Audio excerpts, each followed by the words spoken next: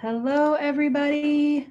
Welcome to the very first Narcolepsy Nerd Alert broadcast. We are so excited to have you with us today for the first ever Narcolepsy Nerd Alert broadcast. Today, we will be talking about Narcolepsy Roadmap. And I'm Julie Flygare. I'm the president and CEO of Project Sleep here in Los Angeles, California. And I am joined by, I think this might be her first public introduction, possibly our programs manager who joined Project Sleep's team back in August. I'm so delighted to introduce you guys to Lauren. Hi, Lauren. Hi, everybody. And where are you joining us from? I am in Charlottesville, Virginia. Very cool. All right. So we're across the country from each other, but Lauren has been a wonderful new addition to Project Sleep's team and really excited to have her helping with this new broadcast series. So let's see. I'm going to go ahead and pull up these slides.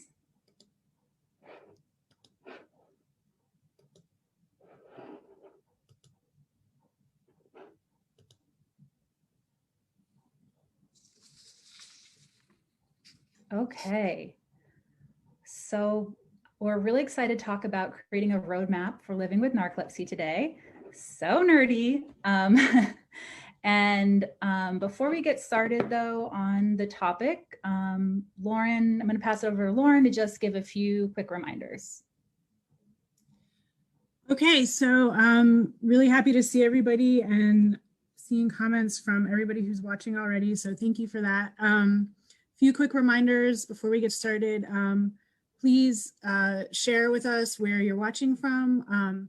The first 3 people to say where they're watching from, which it looks like we already have more than 3, are gonna get some awesome Narcolepsy Nerd Alert prizes. So thanks y'all for chiming in with where you're from.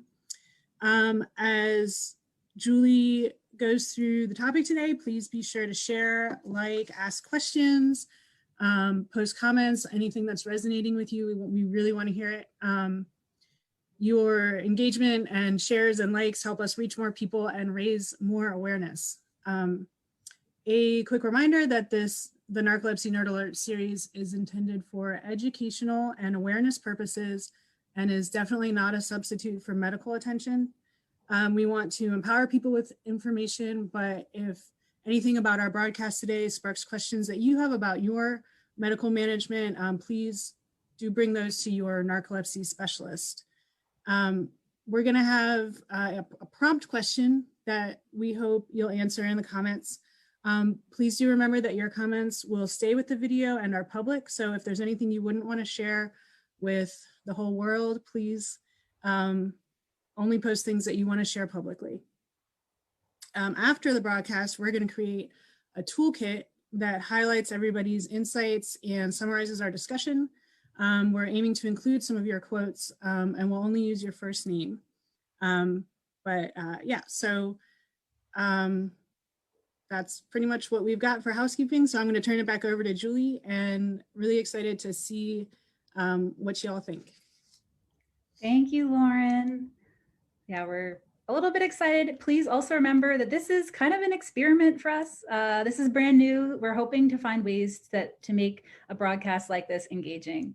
And so, we're just really excited, but also, be patient with us as we work through creating something new.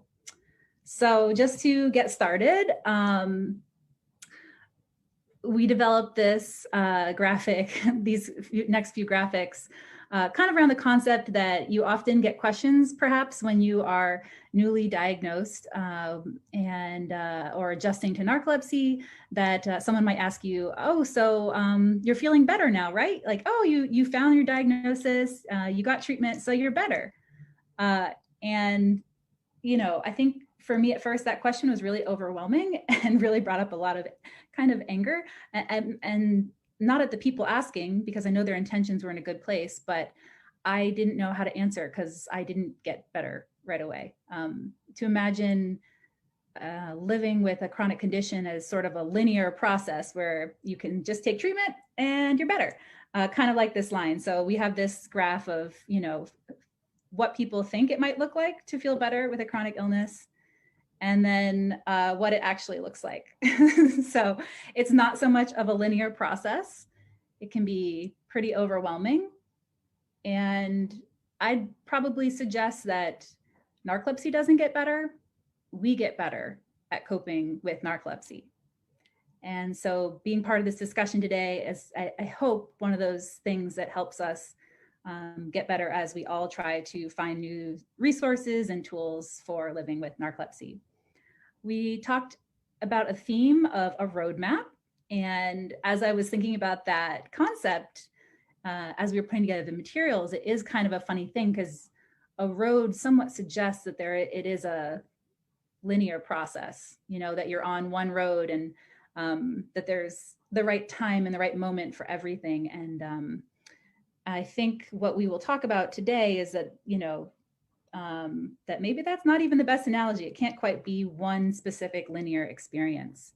There's a lot going on. So today's prompt question is, what do you wish you'd known at diagnosis, either for you or for if you have a loved one who has narcolepsy or idiopathic hypersomnia? Please share in the comments the answer to this question. We are going to share what came to mind for us, and what, you know, for me, having been in this community now for 13 years, I end up feeling like there's a lot of overlapping themes and analogies that I hear from many people living with narcolepsy or their loved ones. So as you answer this question, we are going to circle back and share some of your responses. But in thinking about what we could provide to people at diagnosis, this is how we thought about it. First of all, we believe there's a really important starting point for any journey. I promise I won't do roadmap analogies the whole broadcast, but as far as a starting point, we truly believe that education, basic education about the symptoms of narcolepsy, the treatments that are available, and some of the different coping mechanisms that people use, some of that basic education is really important. Almost, I'd say every month, I end up speaking to someone that isn't quite sure they understand what cataplexy is, or hypnagogic hallucinations and sleep paralysis. The definitions can be a little bit confusing. And so we do think that a starting point should always be basic education. And so we are going to create a separate short video along with this one that will go over some of those basics. We didn't want to do it here today with you because it would take, you know, more time of this, and we kind of want to dive into some other aspects of the experience, but we do think that is an important starting point. So definitely wanted to mention education. So I really love this quote, which brings up some of the different aspects of living with narcolepsy or a chronic condition. Living with a chronic condition is an ongoing process of inner negotiation between social and medical needs, shifting between illness on the foreground and wellness on the foreground. And I really love this because it talks about social, medical, and sort of our own inner negotiation. Because we are big nerds over here at Project Sleep, we thought to break down some of what we're going to talk about today into 3 areas. And this is because Lauren and I are big nerds. And this is how some of the literature talks about breaking down experiences for people living with chronic conditions. So we're going to talk about the medical experience, things about managing symptoms, accessing healthcare, doctors and treatments, the social experience, managing your relationships, you know, basically that everyone plays roles in your own life. Beyond being a person with narcolepsy, many of you are mothers or fathers or daughters or sons or, you know, aunts and uncles, your students. You know, you have professional aspects of your life, ambitions, dreams, goals, and, you know, your husband, wife. There's a lot that ends up being a social experience, and how narcolepsy ends up being integrated into that. How do you communicate about it? How do you disclose about narcolepsy? So we're going to talk a little bit about the social experience and then also the internal experience. So these are things that are happening inside your head. Not that doesn't make them important. They are extremely important, and I think they're underrated. I almost wanted to shift the way that we approach this and go from internal to medical, because I think that often social and internal experience isn't as recognized. But for internal, it's feelings, intrinsic characteristics, your own self-perception of yourself, and what narcolepsy might mean for that self-perception when something new comes into your identity, stress management, and acceptance of the condition. So those are some of the things that are in that area. So when we talk about medical experience, again, these are just some things to get you guys talking and thinking out loud and help us brainstorm. These are not an exhaustive list by any means of important concepts, but these are just some of the things that we thought to get started with. For medical experience, expertise really matters, and not all sleep specialists have the same expertise in narcolepsy or idiopathic hypersomnia. And I think that is unfortunate, of course. We wish there were more specialists in, every major city of this country and around the world, right? But it is important to know that the person who diagnoses you may or may not be a really true expert or have a ton of experience in treating people with narcolepsy. And so I do encourage people to think about getting a second opinion, not in like that we don't believe that, you don't believe the doctor about your diagnosis, maybe that's the case, but just in gathering more information and more opinions. One of the things that makes me always kind of, I don't know, feel a little bit uncertain, but this is the truth about science, is it's an art. Medicine is an art. And part of that, I guess, is that some of the best specialists, even in the country, I'd say, don't always have the same opinions. That's how, varying people's opinions can be. And so I think that's just really important to think about, getting an extra opinion at any point in your journey. And to feel okay about doing that. I think often we think that you're in a relationship with your doctor in which, like, if you were to seek a second opinion, that you were somehow breaking up with them or, causing some sort of, but you are not, dating your doctor. You don't have to worry. It's not a breakup. So just be empowered to pursue more medical attention. Finding optimal treatment with narcolepsy is a journey. I know, okay, I'm sorry I have so many dating analogies, but I think that when you are newly diagnosed, you might want the first treatment to be the right one, somewhat similarly to online dating, which is something I've been dealing with. And of course, the first guy that you meet through online dating, you just really want to be the one, right? Or, the first person you meet. So of course you want it to be the right fit, right? Like, you start this new treatment and that's the one that you hope is it. And that's just not always the case. And I think it's really good to know what else is out there and to never think about a treatment as going to be something that is for the rest of your life, that you can try new things and see how they impact you for better or worse, and then look about how you might negotiate other things in your life to make a certain treatment a part of it or not over the long term. Incorporating napping, lifestyle changes, and social support. I think that is just really underrated, how much other, aspects of coping can be helpful beyond traditional medications. So these are really important for a lot of different people in different ways. The last concept here we want to talk about is cure culture, which is the idea that in our society, there is an emphasis on feeling better, on getting better, and we're all for, as the point right above that says, we're all for looking for different tools and ways to be better. But there is also this overarching feeling of that we should somehow be able to cure or get fully better. And so I just love this quote from Tony Burnham's book, How to Be Sick, which is a very Buddhist approach to dealing with illness. And she says, "I blame myself for not recovering, as if not regaining my health was my fault, a failure of will somehow, or a deficit of character."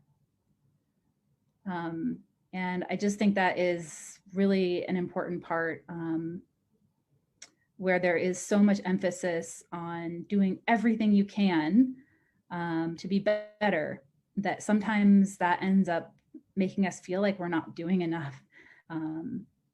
So I just wanted to pause there and see if, Lauren, did you have anything you want to add to this section, or any comments you want to share at this point? Yeah, we have really great comments coming in, especially like pertaining to what we're talking about with the medical experience, talking about diagnosis and getting information. Shell says, wishing that they had known that they did have narcolepsy instead of struggling with tiredness and not sleeping. Shelley wishes she'd known sooner and that had known about more treatment options, or that there were more treatment options. Izzy says, I wish I had been warned of how difficult and frustrating it can be. Madison saying, I wish my doctor had actually explained what narcolepsy was and its symptoms, and how much, it would impact her life. Helen says, I wish I knew that it was something actually very serious and not something I could just tough my way through. And other people, Alex says, wish I knew anything more than what I was given by the sleep specialists. Basically got a script and was sent on their way. So just talking to a lot of deficits in the medical experience and gaps that really need to be filled. That is so helpful. Thank you guys for your input. Gives me chills. There's so many great points there. I forgot what I was going to say. I had one more thing to say based on one of the comments there, but I forgot. So that's life. We'll move on. Okay, so talking a little bit about the social experience, such an underrated part, I think, as well. Often I think there is a feeling, I know it was true for me, and I hear it from a lot of people, that they have narcolepsy and they're trying to explain it to others in their life, whether that is to their family members or their peers at school or work, or supervisors, teachers, so many different people to try to explain narcolepsy to, and often we don't quite always understand it or how best to articulate it. And in future broadcasts, we will talk more about communication skills for sure, and best practices and all that, because we're nerdy. But for today, we just want to, kind of emphasize the point that there are going to be people who don't get it, and that's just a really big challenge. And we don't necessarily think we have solutions to every one of these things that we've listed here, but it's an important part of the experience to somewhat be prepared for, I think, and to know that I think over time, you can find new people in your life who might get it, whether that's other people with narcolepsy through some of the great narcolepsy communities that are out there, or even other people who have faced different kinds of adversity. So I know one of my best friends, when I moved to DC, we were in a writing group together, and she had experienced a tragic loss of a daughter in her life. And although those two experiences of having narcolepsy and her losing her daughter at a young age, on its maybe seemed really different, the overlapping experiences, especially the social experiences and the isolation we felt all at once, was very similar. It remains one of my best friends to this day. So I think there is, important to know that not everyone will get it. And that I think no matter how well spoken you can be, and no matter what best practices we share, at the end of the day, some people might never get it. But there will be new people that you will find in your life that do. I have this third bullet, emotional versus a transactional approach, something that has been increasingly important to me to think about. Sometimes we want people to get it in a way that's emotional. We want them to end up maybe seeing the light, that this is such a serious condition, and I'm so sorry you have to deal with it. And you want a big hug and maybe like a good cry, like the moment I had with my dad after attending Narcolepsy Network's conference where he just got it, right? And we had this emotional bond. But I do think there's also something to be said for having with certain people, like in employment or in school situations, having a more transactional approach. And what I mean is that having an HR person, who's never heard of narcolepsy before or doesn't really know what it is, and I need to get an accommodation from them, that I'm not looking for that HR person to get it in the same way that I wanted my dad to get it. But I just need to give them the information necessary in order to get what I need, to be very goal-oriented and very transactional about how I approach interacting with that HR director or, if it's a school administrator about accommodations. And that's really hard for me. I know that when I had HR experiences, sometimes I would walk away from the most basic meeting with the HR person, like checking out the different rooms where we could put a bench so I could nap. No matter what, I would walk back to my desk and I would often cry because I felt exposed. I felt vulnerable in that moment. But, and so the emotion is always there, but just thinking about some of those is that I wasn't trying to get the HR person to get it in the same way that maybe I want like my own family and friends to, but just kind of going with transactional, get what we need here and move on. And so limited energy expenditure, or the spoon theory, I think this is a really wonderful concept that can really help to articulate some of the experience of living with narcolepsy that isn't limited to the basic symptoms. So often when I've been in relationships or even with my family, there's a thought like when you're trying to plan what to do and make plans together, you might think, well, it's something like going to a comedy concert or comedy club at night. You might not be worried that you're going to have a, episode of excessive sleepiness or an episode of cataplexy at the comedy club. Maybe you're actually just don't quite have enough energy to do that on top of, going to a different thing the next night and all this. So I think it's just important to think that beyond the basic symptoms and your experience with those, it's also okay to know that living with a chronic condition can mean, and again, if this doesn't resonate with your experience, that's fine. But for some people, that might mean that there's limited energy expenditure. Or the spoon theory is a concept developed by a woman with a chronic condition. And if you're not familiar with that already, please look that up. So for me, with some friends and family, I could say, they might ask if I want to do something. I could just say, oh, I don't have the spoons today, which is just a really helpful way for me to say that I didn't have enough energy for all the things, which our culture very much, wants us to think that we should be doing all the things all the time. So creating boundaries and knocking them down, I think, are really important for your social relationships. When I lived in Washington, D.C., I set a boundary that I would only drive 45 minutes. Could I drive longer than 45 minutes? Probably. Certain times a day, certain medication, depending on what I've eaten, all that, right? But by creating that boundary of 45 minutes, as that I could just tell my friends that, it just made it more clear that if it was longer than that, that we would have to figure out what else, who else was going to drive. And that just helped create a lot of peace for me and not having to worry about all the details of something like a longer drive. And so, since then, when I talk about creating boundaries, it's also good to know that you can knock those boundaries down when it makes sense for you. And so I gained more confidence in my ability to know when I need to pull over. And so living in Los Angeles, where you can't get very far in 45 minutes either, I was able to change what those boundaries are, but I think they can just be helpful sometimes to present publicly to other people. So that's just one idea. And building a strong no muscle. I think a lot of people talk about this, is that we have to prioritize our time very carefully. And that can be very challenging for a lot of people, people that are caring and want to do lots of different things. And we have interests and hobbies and people that we want to see. So saying no to things is hard, but I think can be important. So the thing that I like to explain about this is that we don't always need to explain our no.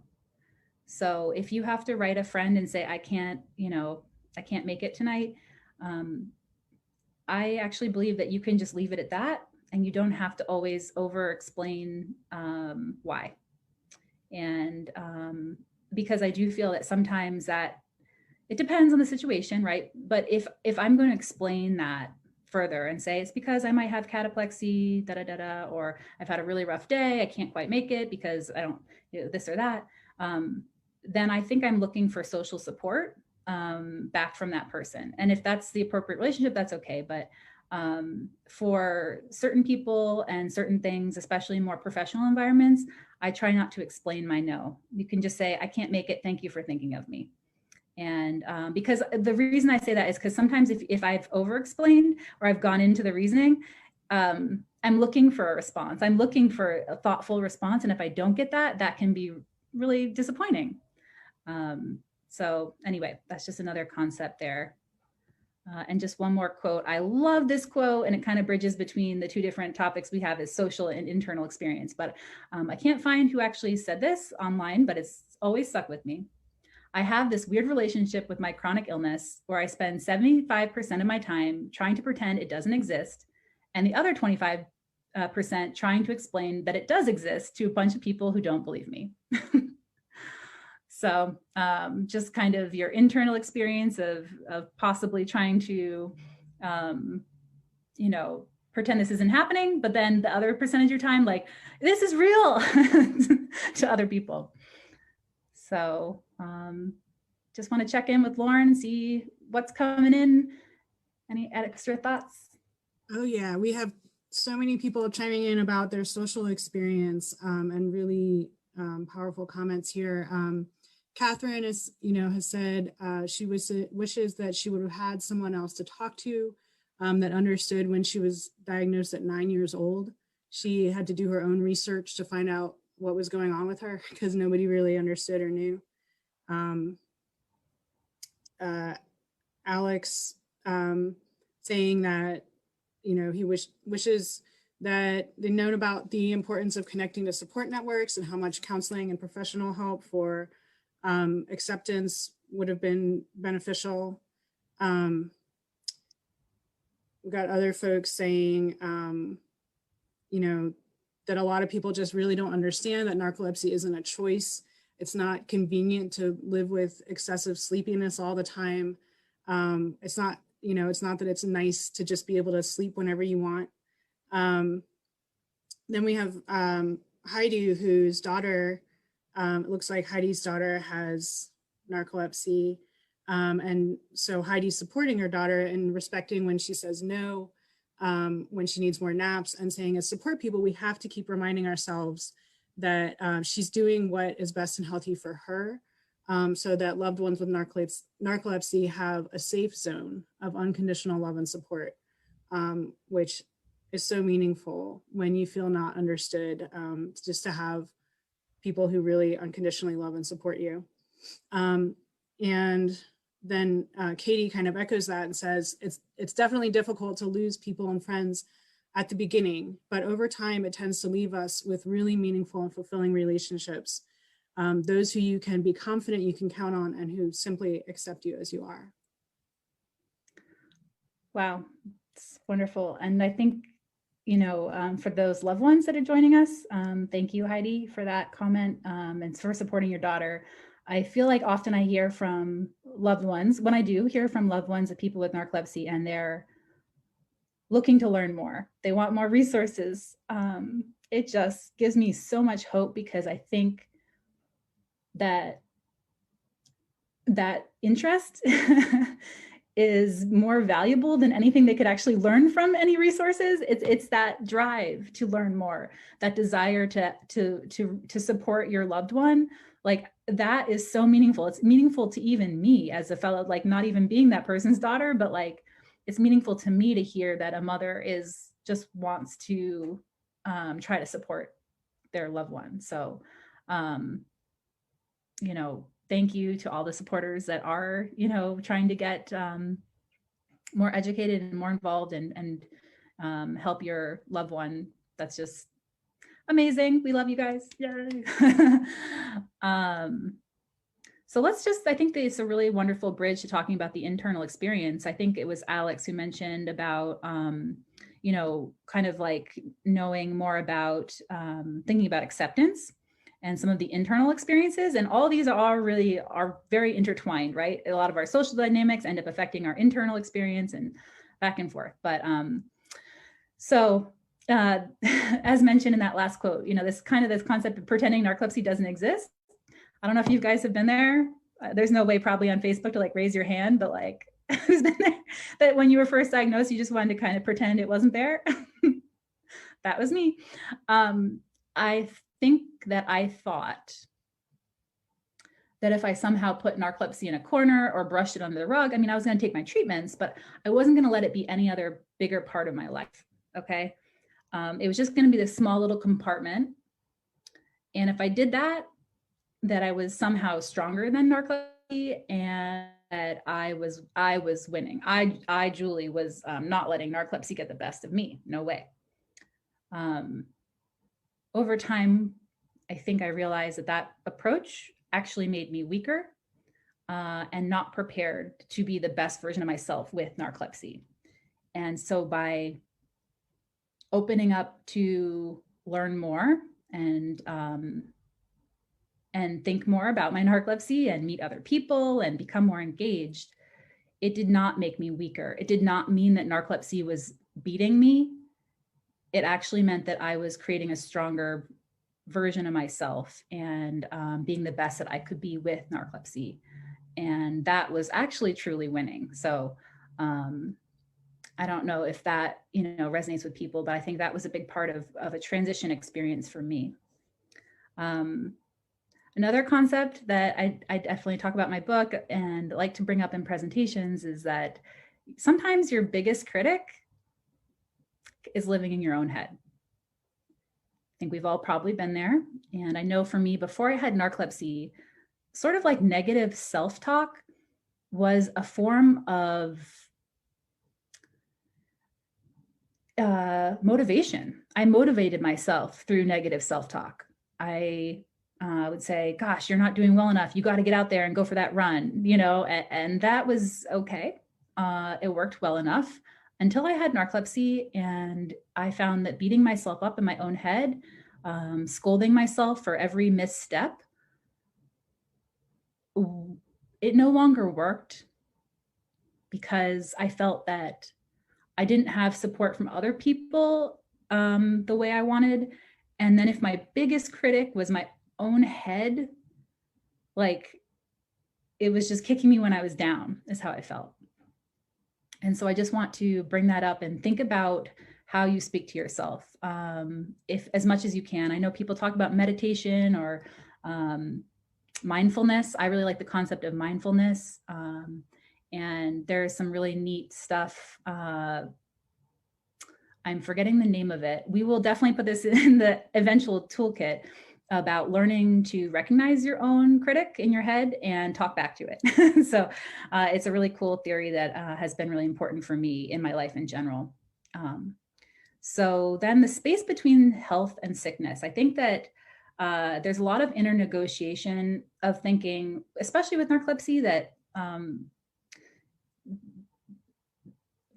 I think in our society, there's a concept that we're either healthy or we're feeling sick. You know, the idea of a sick day at work means that you're so incapacitated that you just can't make it at all, right? And I find living with narcolepsy is living in the gray between those two things, health and sickness. And it's not always so clear whether I needed to take a sick day from work, that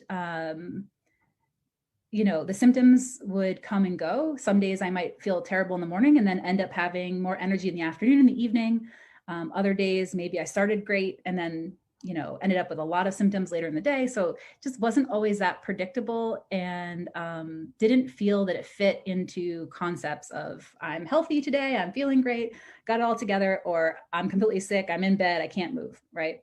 And so I don't know if that concept resonates with you guys, but I think for me, I ended up feeling that to give myself grace, or to give myself the benefit of the doubt, sometimes taking sick days, even though I wasn't sure if I was fully sick enough to do so.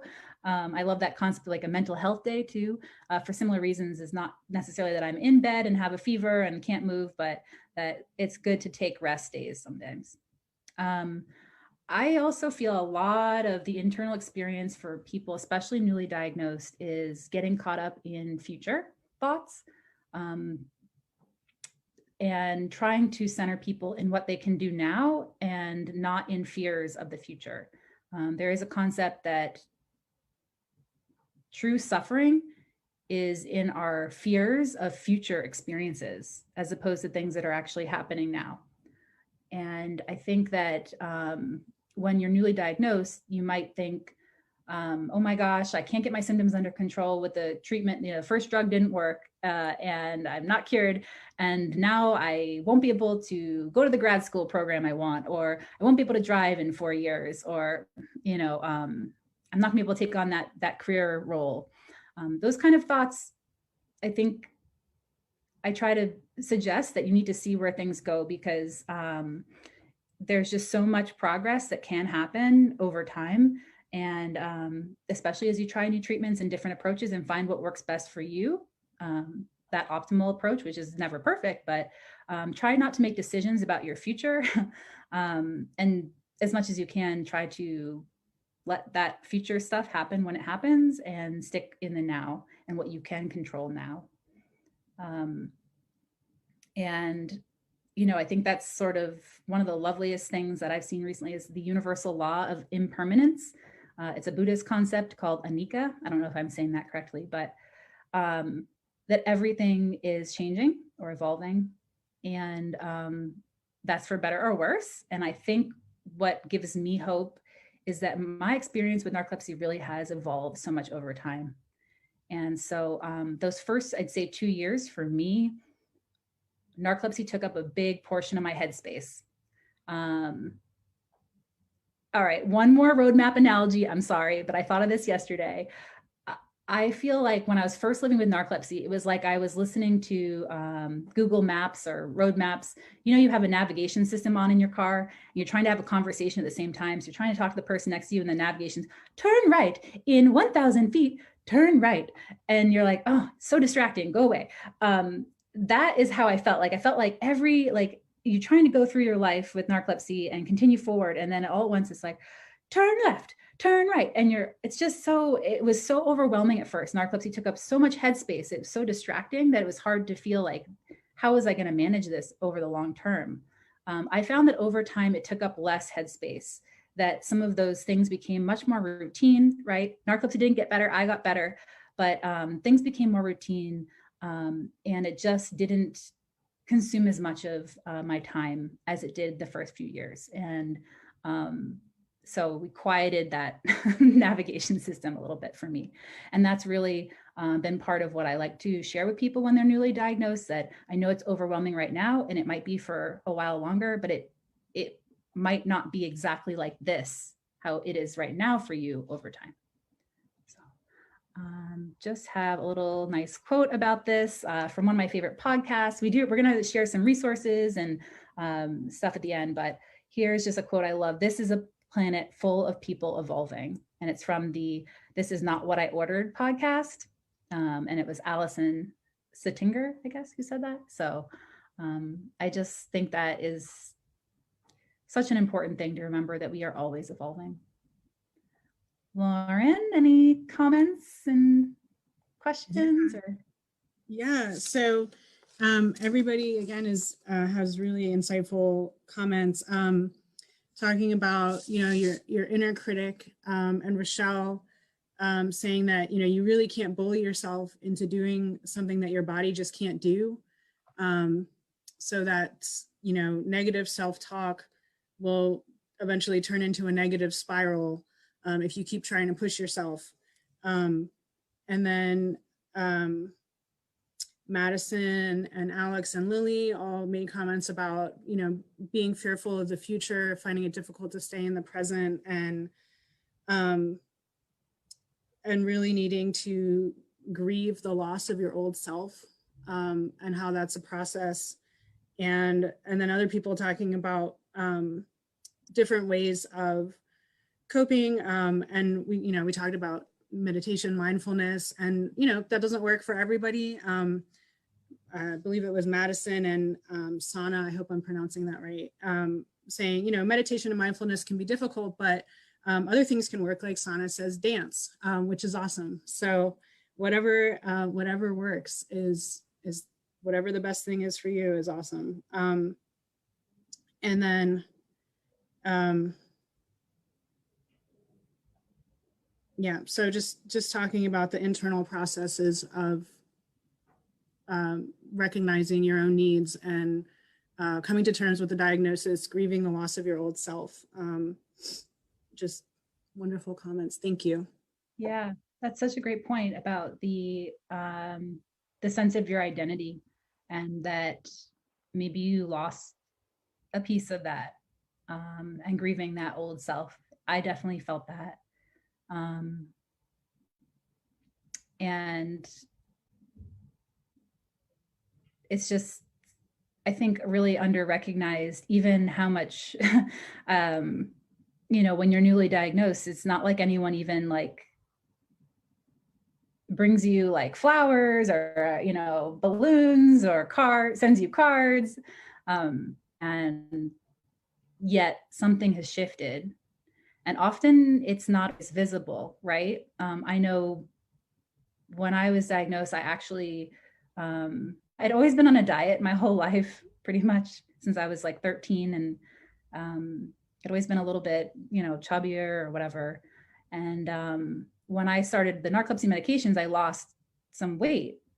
So I actually kind of looked better than I ever had by certain standards, which I don't want to probably, whatever. It's a whole different thing. But so externally, I actually looked probably a little bit healthier by some people's standards. And so, but at this time, my internal experience was I was not feeling well. And I was, trying to figure out what narcolepsy meant to me and all of that experience. So, just creating more spaces and places to be able to talk about those things and those experiences, I think, are important. I think journaling can be helpful too. I love the concept of dance. Like, it truly is whatever works for you. Journaling, writing, expressing yourself in different ways, therapy, support groups, there's just so many different opportunities depending on what you like. So thank you for those comments. And I think I just want to go through a few more resources here. And then I know we're going to circle back and see if people had answers to the original prompt question.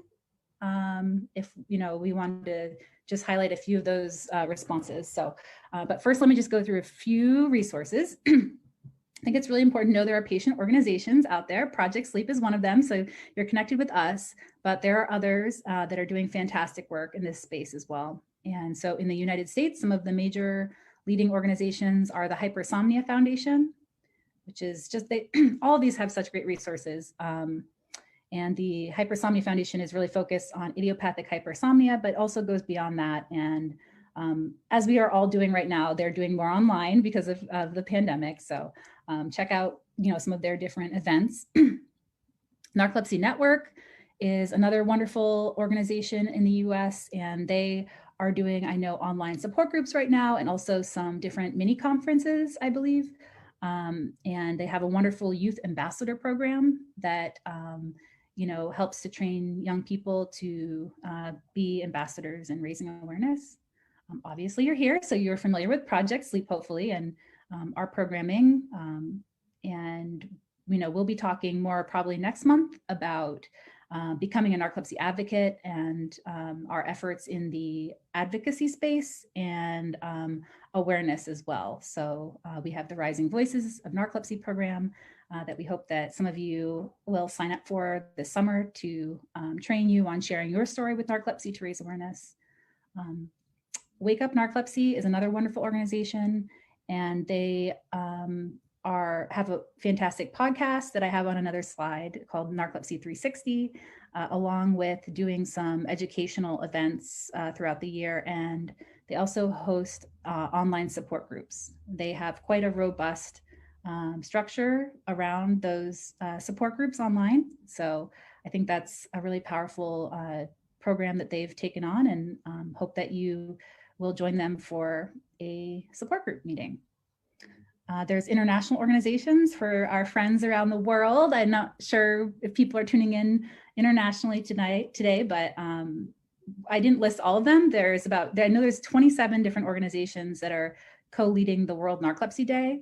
And so I have all those listed on Project Sleep's World Narcolepsy Day webpage. You can see all of those around the world, a lot in Europe. There's Narcolepsy Africa.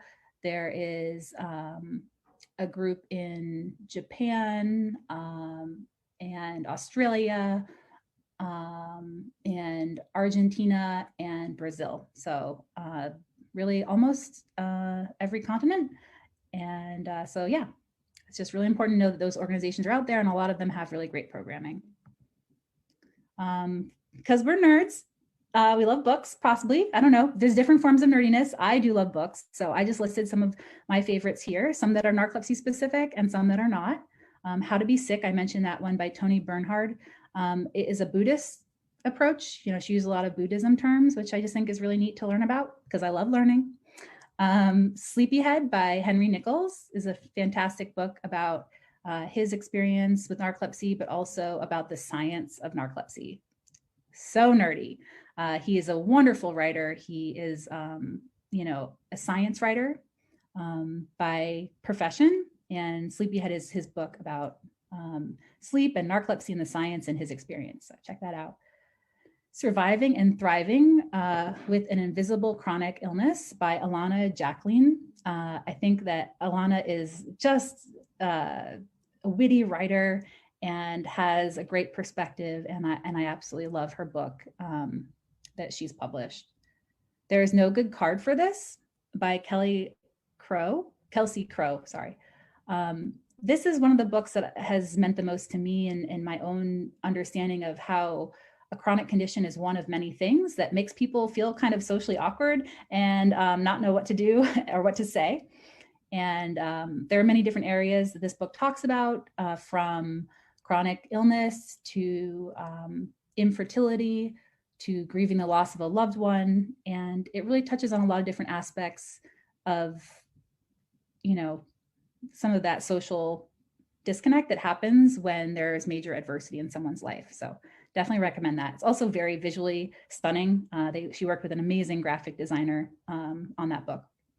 Waking Matilda is Claire Criff's amazing memoir from her experience as a mother living with a daughter diagnosed with narcolepsy at a very young age. So definitely recommend Claire's book about that experience. And then of course my own, I guess, Wide Awake and Dreaming is my personal memoir. And, honestly, every day there's always new stuff that's coming up on Amazon. So another good thing is always just to search on Amazon for the word narcolepsy and see what you find and see what you like and let us know.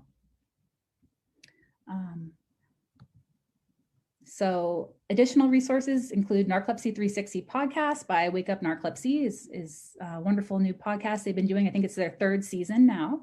Super cool, and a lot of different perspectives from researchers to people with narcolepsy and loved ones. This Is Not What I Ordered. That's the podcast I mentioned a few minutes ago by Lauren Selfridge. Lauren is a therapist by training or by profession, and also a woman living with multiple sclerosis. And so she has a podcast featuring many different people with different chronic conditions. And I think just her therapist perspective really is a cool perspective that she brings as a host of that. Also, Lauren's website, if you look up This Is Not What I Ordered, her website also has a link to therapists that consider themselves having an expertise in the chronic illness space.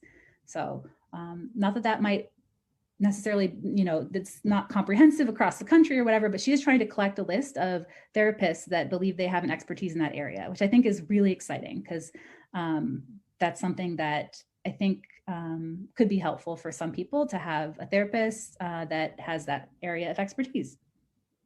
There's the Narcolepsy Chat or N-Chat on Twitter every month. I believe it's the first Saturday of every month at 5 p.m. Eastern. And so you just kind of follow along with that hashtag, and they have great questions every month, prompt questions, and it's a good way to connect with people around the world. And also just like really encourage people to follow the hashtag narcolepsy on Instagram or TikTok. I'm not personally on TikTok, but I hear there's some great narcolepsy content on there. So, it's just always so encouraging how wonderful and how creative people are increasingly in creating content that has to do with their experience. And so, oops, I just have that. Okay, so we wanted to see if there was, check in with Lauren and see if there's more answers to this question that we might share. Yeah, so we shared some of these answers earlier, but seeing some others pop up. So Jen wishes she had known about her diagnosis or had gotten a diagnosis much sooner, and wishes she had known that narcolepsy with cataplexy was a disorder so that she could have spoken up to doctors sooner about her symptoms. And then, sorry, I'm scrolling.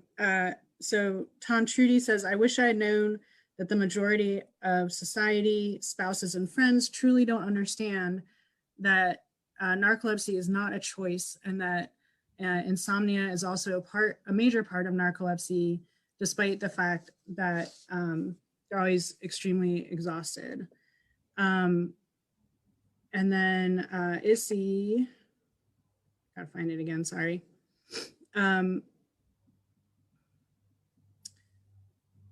Excuse me, I had technical difficulties earlier. Even nerds can have technical difficulties? It's true. Let's see. We'll wrap up the wish I had known. Katie says that even after being diagnosed for 17 years, I still recently had to relearn that my treatment will always be a journey and that I will never have arrived at a final destination.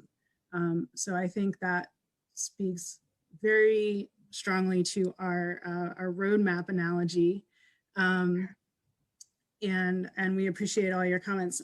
It also looks, Julie, like a lot of people have found your book to be a very helpful and supportive resource, and that their families have been reading them too to help support and understand what it's like to live with narcolepsy. Thank you, guys. I just believe in storytelling, and that's why we've created the Rising Voices program now, so that we can share your stories and help you find, not everyone will get it, but there are certain techniques that someone uses in writing a book or in building a story. And we're just huge dorks about that and love those, utilizing some of those best practices in helping you frame your story and in a way that will increase empathy and decrease stigma. So it is just an honor to have written the book, and I guess it's been 9 years now since it came out. So it feels, kind of like a long time ago in a way, the story. But I'm so glad I wrote it, and that it's meaningful for you and for loved ones. I know even for my own mother, it was really helpful. So I think there's something for the format. And so we've brought a lot of those best practices into the Rising Voices program. So my last pitch there, if you want to increase, your ability to tell your story, because everyone's story is like, there's just so many different ways that people share things and so many different experiences, and they're also important. So, so we're just trying to do that through Rising Voices now. So next month, let me start, sorry. Please, if you haven't already signed up for our e-updates, specifically for Narcolepsy Nerd Alert, please do. We're creating in addition to Project Sleep's big listserv of everyone that likes to know what we're doing. The Narcolepsy Nerd Alert e-updates are going to be more specific to that group and allow us to email you, about these upcoming broadcasts, to send you the toolkits afterwards and the video links. And so please do. And if we have new announcements, because we really do believe this is a community of people that are interested in learning. And please do sign up for the update specifically for that. And you can find that in the link in the description of this video. And again, please do share this video because you just never know when you're going to reach someone that needs to know what narcolepsy is. And if this could possibly be that catalyst for someone, that's just an amazing thing. The toolkit will be coming soon. We hope to turn this around. This is a new thing that we're doing. So hopefully in a week or two, we will get that toolkit out along with these videos. And please save the date for next month. This month, we really want to focus on, your personal journey. And we do believe that it's really important to like take care of yourself the best that you can first before doing some other things like advocacy or awareness.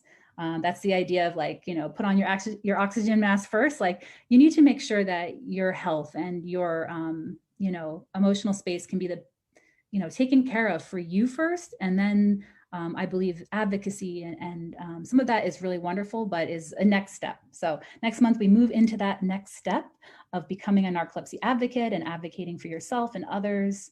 And so we're really looking forward to that discussion and the discussions in the future.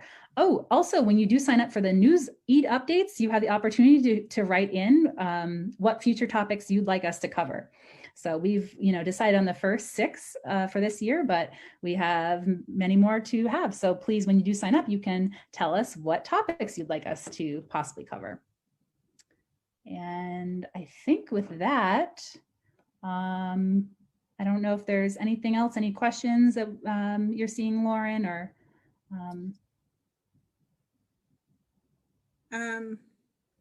Well, we just want to make sure everybody knows how to sign up for the updates. Like Julie said, the link is in the description of this broadcast. And if you have other questions, please feel free to send us a message or visit our website just get in contact with us. We'd love to hear from you and always happy to help. All right. Well, thank you guys for tuning in for this very special first broadcast. And we hope that you stay well, stay safe, and stay nerdy. Uh-oh, just came up with that one. And we will see you again next month. Also on this Sunday, we do have another story sharing session to hear Amanda's story. Amanda is an Olympic weightlifter, and she is working on becoming a veterinarian with narcolepsy. So please do tune in on Sunday night at 8 p.m. Eastern here on our Facebook page to hear Amanda's story. Okay, guys, we will see you again soon. Thanks, Lauren. Thanks, everybody. Bye.